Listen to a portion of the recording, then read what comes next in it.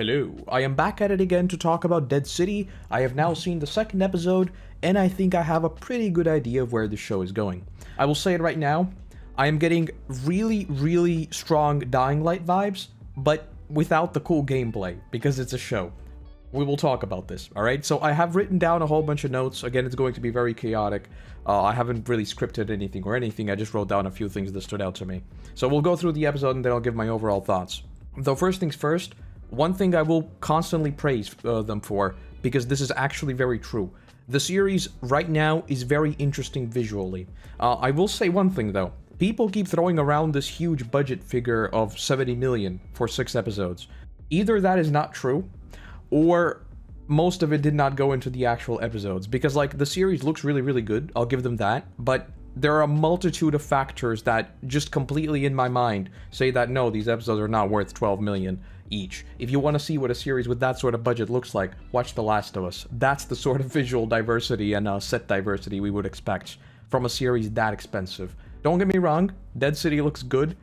It's not 12 million. No shot. It's 6 episodes, there's an infinitely smaller cast. Honestly, if I had to say what the budget was actually, obviously I couldn't give you a concrete number, but I think either most of it has gone towards plastering it all over New York City or something like that in terms of advertising or something, but the series looks much better than the main series, the final seasons, which, by the way, talking of marketing, you can also compare there. Like season 11, it was basically not marketed at all, whereas this one was strapped all over the place, right?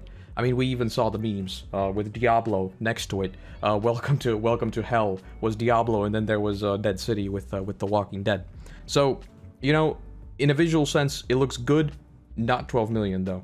Not a dig at anyone. Just you know, I don't think it's true. Is basically what I'm getting at here. So visually, so far, really cool.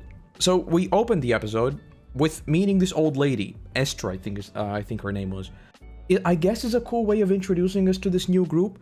But it also sort of seemed like an NPC encounter, you know? I mean, and this is something I keep coming back to with this series.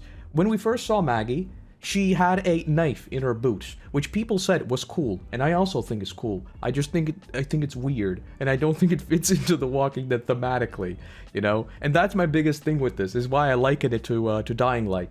I don't know what it is with these series that think that when you live in an apocalypse, 10 years later, instead of just becoming something super boring, like we saw in the mainline series, by the way, right? And boring, not in a bad sense, but boring in the sense that we just start using things like spears, because it makes sense, right? In this episode, we have people using, like, grappling guns to shoot each other. Like, how does that happen? Where does this breakpoint happen of moving from guns to grappling guns? It's weird to me. Is these scrappy things that seem so video gamey to me, and that sort of suspension of disbelief just does not work for me, coming from The Walking Dead. It's cool, but it's why I keep asking, why does this have The Walking Dead name on it, you know? Which is another thing we'll get to in a second. But anyway, returning to the old lady, right? So, we are like a decade into the apocalypse, more than a decade, right? Everyone is tough as nails. And then we see this lady, and we just run after her. That's literally what we do. We are in the heart of a city, which is filled with walkers, and we just run after her. To me, it seemed like a quest NPC. It's just like, I guess it makes sense, but it seems a bit odd and a bit convenient, you know? And this convenience factor is another thing that really stuck out to me. The fact that we meet this new group, immediately they are attacked by these masked figures who are led by Croat, and then, like, a lot of it just lines up too perfectly. Negan scares them off with just one dude, but again, we're like a decade into the apocalypse. Everyone's here, probably seen some very messed up things, but that's beside the point. Returning to the scene I was just trying to talk about. So, again, the series looks good. Everything's great. They get to the roof, it looks good. But why is there like a huge continuity break there? When we open the episode, it's nighttime. They're climbing up the stairs. It is pitch black. It is complete nighttime. They make it to the top. It's broad daylight. What happened there? It's these small things that, to me, I'm just like, hold up, what's going on here? Because it's not even like a morning. It's not like a sunset. It's nothing. It was pitch black. That it's broad daylight. I don't know if I just noticed it and it stuck out to me very much. Do let me know if you noticed it as well. There does seem to be a continuity break in there. I don't know if there was some sort of implied time skip. I don't think there was, because like when they catch up to her, they start talking to her like they just met her, you know? So I don't know. That's like one thing that really stuck out to me right from the get-go, and then I just kept thinking about that for the rest of the episode. But anyway, one thing I really thought was funny is that Negan is literally like an audience surrogate when we see the zip lines, right? Because my first thought was like, I see a zip line, I'm like, well, that's cool. And then Negan just literally says, well, that's cool. And I'm like, oh, okay. The fact that he's sort of vocalizing our inner thoughts, that was really, really good. So that's fun. The only thing I have is, again, zip lines in a city. Why? Like, it's Dying Light. Is what I keep saying. It's Dying Light. But Dying Light didn't have a particularly great story, let's be honest. I don't know. So, that's like the opening sequence. The opening sequence did get me quite excited, you know? Even though, again, not super into the overall vibe. But it is what it is. And then we get to see Ginny. Where, we hear that she's from the ocean side, and there's like a whole bunch of, they're getting like these lessons on like eatable plants or whatever, right? Edible plants is probably the right word there. But yes. We don't really see anything on her side that much, but I suspect that she's going to be our sort of other side of the story for now. Will be interesting to see what happens there. Also, the transition they did from Ginny, I think her name was Ginny. I'm pretty sure her name was Ginny. We get this transition later in the episode that goes from Ginny to Hershel, right? And Hershel seems to be sort of mega angsty, which obviously to me, these are comic book spoilers, which are not spoilers because it never happens in the show, but if you care, this is technically spoilers. So in the comic, Hershel turns out to be completely useless, right? He's a clown, basically. And I like that in the sense that their parents were so preoccupied with leading the communities that their parents turn out to be, not their parents, their kids sort of turn out to be kind of off the leash, basically, you know? And that's been a trope that has also been tackled in a bunch of other series, right? Like, for example, in Avatar, people constantly say that Korra, for example, is bad because their kids turned out to be not so great. That is a trope I love, and it's going to be interesting to see how Hershel actually turned out to be, right? Because Maggie, let's not forget, she was gone for a long time, and then they got like into 5 different layers of trouble. And then there was the whole Commonwealth. I mean, they've been through a lot, you know? So I want to see how Hershel ends up. That's going to be interesting to see. Not much else to say there, I guess. It's just interesting that we keep returning to all these things, you know? Another thing that I really like with the old lady is the language barrier. It's sort of a convenient thing to do with stories like these, right? Like, oh, they literally can't communicate. But I feel like language is something that is super overlooked in most stories out there, right? The fact that it exists is a fact, you know? That is something I really, really enjoyed in Game of Thrones as well. The fact that there are people who can speak a different language, and that's sort of another layer of mystery that you can have because the characters just literally do not understand each other.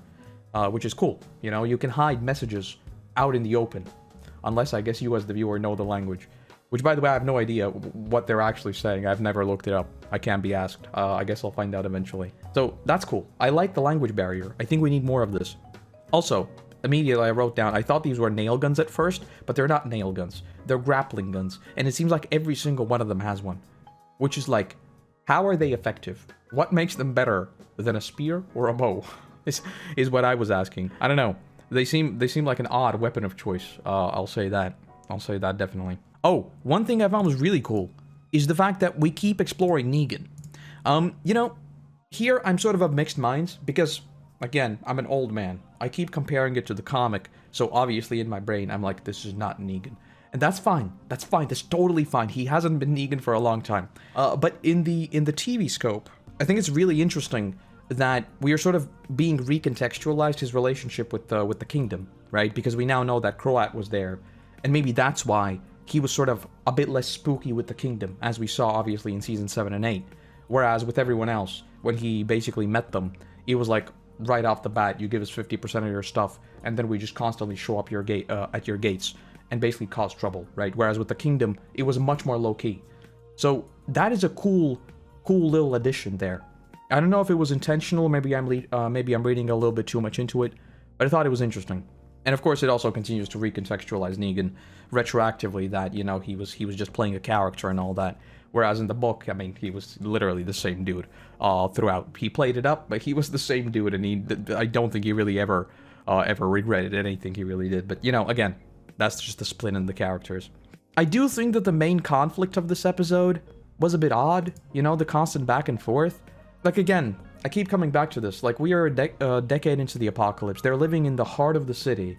By the way, also the infected, regarding, like, the city, also seems super odd. They're, like, condensed in a single area, but then they just disappear for a little while when it's convenient, and then they show up again. Their movements feel odd to me, based on what we've seen right now. It doesn't seem like there's one massive horde. It doesn't seem like the whole city is sprawling. The infected in the city are really weird, right? Because we got to see a few shots with the Armstrong dude. It was completely dead. It was nothing there, you know? Whereas Maggie and Negan were just being chased down the entire time. So that's sort of odd. But anyway, that's beside the point. I think the villains so far, this is probably my biggest thing. I feel like the villains are just not real people, you know? Like, the fact that they're wearing these masks, and the fact they have this whole gimmick, and the fact that, again, they're supposed to be mega big bads, but Negan just kills one dude, and they're immediately, like, shook, and they just run away. All of that felt super odd to me.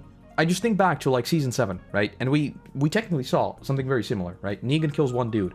But the fact was there that they were so completely overwhelmed that there was nothing they could do. You were just completely overtaken by the sense of powerlessness, right? Whereas with this, it felt like a bit of an anime moment where the protagonist walks up, does one single really cool thing, and everyone else stands down. Feels odd to me. Feels odd to me that something like that works in the real world. It feels like anime. You know, I've seen a lot of anime in my day, so this protagonist one move did really stick out to me as well. But okay, that's cool. Then I also wrote about the whole nail gun grappling gun thing, which sort of, it feels like we're like 15 years into the apocalypse and it magically just turns into this weird steampunky, Fallouty, Dying Light nonsense. I just don't buy, I guess. By the way, if you want Koroto lore, I love Dying Light 1. I hate Dying Light 2. I hate the setting in Dying Light 2. I don't like these communities that are set up with this weird tech that no one would reasonably do, in my mind. I don't know. And that's basically what I'm getting from Dead City so far. It's really giving me Dying Light 2 vibes, and I'm not sure I like that. So I guess that's it. But the biggest thing that stuck out to me, like by far the biggest thing, are the walkers. Season 11 ended with this big promise of special infected, right? Now we are even further on, but people don't seem to care about them. Like the final scene we saw with Croat, he literally walks up to them, face to face, and stabs them like it's no big deal. And that has happened a few times right now. We see characters tackling walkers like they are still those most vanilla walkers imaginable, like we saw, I don't know, like in Season 4, right? Where Rick was single-handedly walking up to a random walker, and he's just like, it's just another Tuesday, right? No. Now we know that they're special infected. Does, like, do none of them know about this? How well known is this fact, you know? And that's just sort of always at the back of my mind when I see walkers on screen. Because now they've deliberately planted the idea in our minds that there should be special infected in some way, right? Obviously, we still don't really know how special they are or what they do. But in a city as densely populated with walkers as New York, I would suspect that they know at least something, you know? But I guess it is what it is. Those are my chaotic thoughts, though. This episode was interesting, I suppose. It felt very short. I think it was actually short. If I recall, it wasn't even 40 minutes, which is super odd. It was really, really short, and not a lot happened. And what happened felt like very cookie cutter, if that makes sense. We met this group, they were antagonistic, we helped them, now we're allies. Now we have one big bad. It's super by the book for me right now. And I don't really find that very interesting, to be honest. Also, Croat still seems like Croat literally seems like the main bad guy from Dying Light 1. I just can't help but think that. You know, he's just this big dude with one big operation on one side of the city that is owned by him, and we need to go in there and take him out. Like, I don't know. Maybe it's me just drawing too many parallels, but I don't know. For this episode, I guess I would give it like seeing Negan. There's a lot of really cool shots with Negan in this one, I will admit that. The whole emerging from the darkness with the grin, and then the dude just like knock and hitting his face through the glass.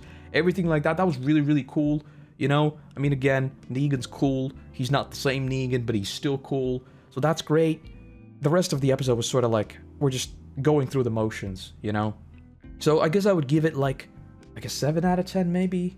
6 out of 10? Something like that. I'm still not super interested in it, you know?